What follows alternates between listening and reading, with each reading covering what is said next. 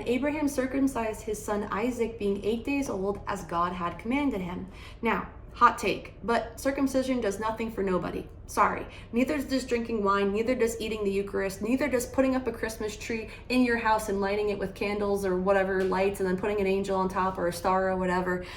No traditions do anything for anybody except bring community together, which is a good thing. Also gives you something to believe in, which is bigger than yourself, in a way that connects you to a spirit, which is also a good thing. But religion doesn't tell you that you are God. Religion literally doesn't encourage you to understand that your psychology is what is making your experience in your life the way it is, right? We're all going to church, we're all kneeling down on pews, we're all trying to pray so we can get the job, so the person can heal, so my issues can go away, right? And yet we go back home every Sunday really wanting to have that experience that we have so badly in our head, but thinking it's too good to be true, right? And we never birth Isaac because we never experience that laughter. We never throw back our heads and have that ecstatic joy, recognizing how simple manifestation can really be, right? And I'm not saying that I'm a professional at this, but I've recognized my consciousness far too many times to recognize that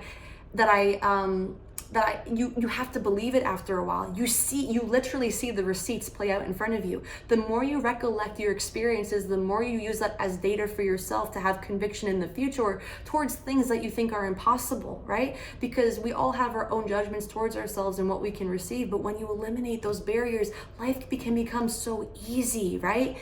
So these kinds of traditions, they do nothing for us, because again, if drinking wine and eating the Eucharist would do something, why isn't the world saved? If circumcising all the boys we had circumcised for how many hundreds and thousands of years would make them more holy, why are we going to so much war? Why are we sending all these men to kill each other? That is the antithesis of spiritual understanding. It doesn't make sense. Circumcision helps nobody in that sense, right? It doesn't make any more spiritually awakened, right? So it's like, also, just as a side note, if I was to go into a room and you were to give me 100 circumcised men and you were to give me questions to ask them to see if they were more holy or not, I would have no idea who's circumcised or not. I would have no idea, because the physical act of doing anything doesn't change who you are internally. You can do all the external things you want, but that is the effect. That is you chasing. That is you lacking, thinking you doing something physical in nature will make you have the embodiment, right? But cutting off body parts of a human being that was made in God's image, which inherently means they were born perfect, contradicts the whole concept of having to mutilate yourself in the first place. If a man is born perfect in God's image and in his likeness, why do we have to cut off this part of him? Doesn't make sense, right? And also, if anyone reads scripture, you see that it doesn't specify what you're circumcising here. And that sounds like a really stupid comment, but when you read the Bible and you see that it says, hey, circumcise the ears, circumcise the heart, circumcise the lips, we have to question what that means. If we're circumcising the private part willy-nilly and calling it religion, why don't we cut off somebody's ears? Why don't we cut out people's hearts? Why don't we cut off people's lips then, right? That'll make us more holy. Why don't we do it? So it's like, why are we picking and choosing traditions? Is it to benefit some people who want to have this weird, bizarre take on power? Probably. Yeah, I think so. Does it have any kind of health, like things where it's like, oh, that part gets less infected? I don't know, maybe. But again, why is it there if it isn't perfect? We were made, again, in God's image and his likeness. Why? You think God would make a factory defect on 8 billion people over a course of time? Granted, there aren't 8 billion men right now, but at some point in time, sure there are. People are born and dying all the time. So it's like, why would you keep creating a man in a way that he isn't perfect if you know it's messed up? A man's perfect. Leave him alone. Leave the child alone. Leave the baby alone.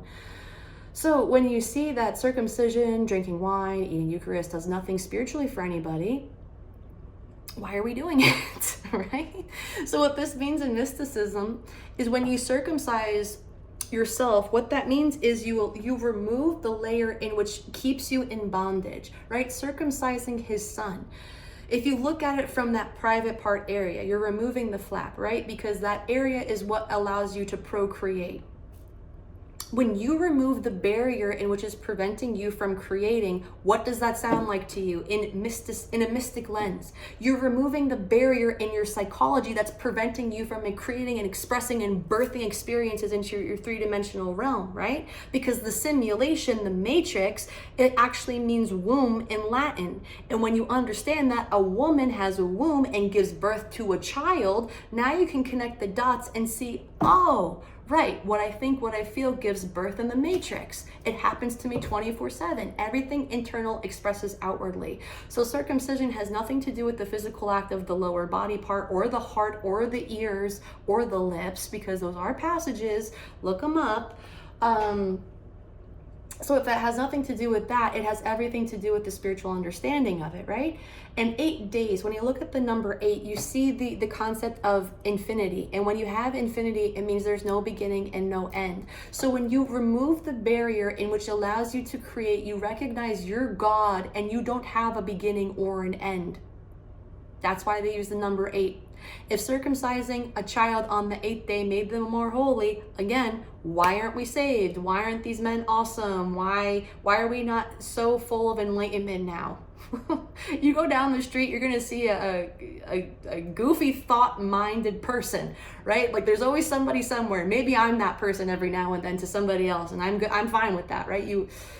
Life is subject to your own judgments, but I hope you get what I'm saying. If any of these things actually help society, we should be healed by now, but we're not.